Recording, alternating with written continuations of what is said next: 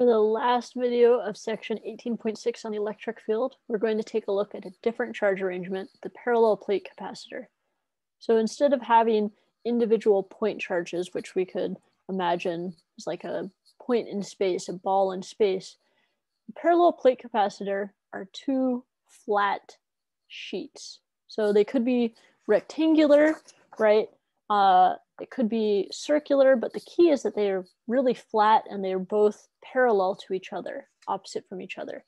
So that's what's shown here, where we have two parallel sheets, right? Where one is held at positive Q, has that amount of charge on the plate. The other has a negative Q amount of charge on the plate. So that is how much charge they have. Also, each of the plates, regardless of its geometry or shape, has a certain area A. So that area is the net area that is pointed at the other one. So that would be our area, right? So that's another important factor. And if we set up a positive and a negative charge between the two plates, that's going to create an electric field that points, once again, remember, in the direction that a positive charge would experience force. So if we put a positive charge between these plates, it would be repelled by the positive plate and attracted towards the negative plate. So the electric field points from the positive charges to the negative charges. And it turns out it's really uniform of an electric field between the plates of a parallel plate capacitor. That's one of the reasons why this is such a useful device, is that it creates a really nice uniform electric field inside. And if we want to do calculations of this electric field inside, we have an equation for that.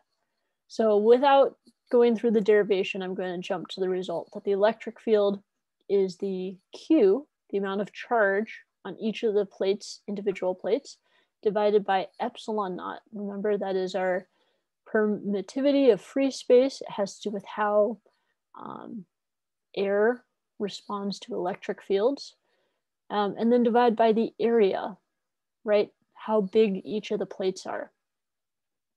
So that's one way we can write our electric field. Another way we could write it is we could work in terms of the charge density, where we could say the charge density, this lowercase sigma, is equal to the amount of charge divided by the area. So this is in units of coulombs per square meter. So this is an area charge density. It turns out there's also linear charge densities or volume charge densities. They all typically are just called charge density, and you need context to know which is which. But it allows us a simpler way to write the electric field. That's the area charge density divided by epsilon naught, where once again, epsilon naught is at 8.85 times 10 to the minus 12 coulombs squared per Newton per meter squared. So knowing this, you can now do calculations of a parallel plate capacitor. You can calculate what kind of electric field is held between those two plates.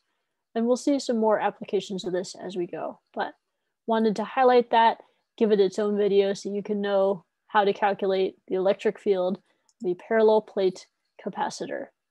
Next video, we're going to take a look at, with electric fields, how do we draw them? So stay tuned.